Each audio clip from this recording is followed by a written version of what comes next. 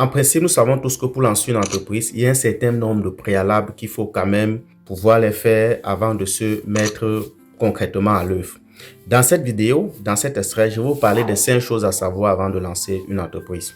Première chose, nous dirons que vous devez savoir le problème que vous voulez résoudre, puisque une entreprise rentable, une entreprise profitable, en réalité, je vous apprends rien, doit pouvoir résoudre un problème de la société.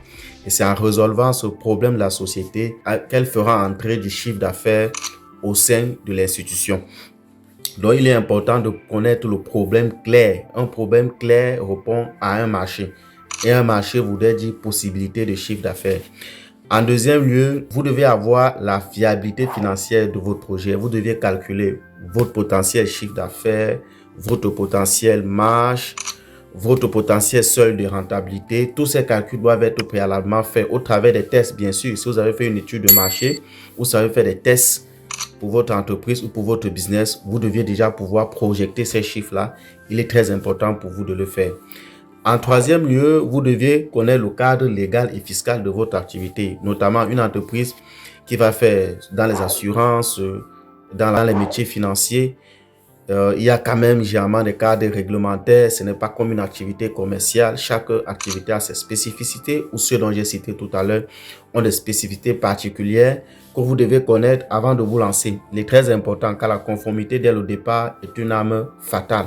En quatrième lieu, vous devez savoir la gestion de la trésorerie. Vous devez avoir une gestion de trésorerie ou des capacités en matière de gestion de trésorerie assez élevées.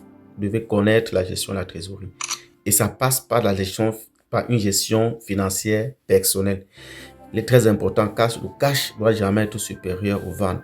L'entreprise doit pouvoir être financièrement fluide. Et en dernier lieu, nous allons dire que vous devez avoir une stratégie commerciale et marketing bien connue. Pas de clients, pas de suivi de l'activité. Pas de clients, pas d'activité. Vous devez savoir acquérir vos clients, commercialiser votre activité et surtout fidéliser votre clientèle. Il est important de dire que le management, la gestion, c'est des choses très importantes pour une entreprise. La vision, la stratégie encore, on n'en dirait pas plus. Je suis tout simplement William Takukam, un professionnel et un passionné des métiers de gestion et la finance. Abonne-toi à la chaîne pour plus de contenu.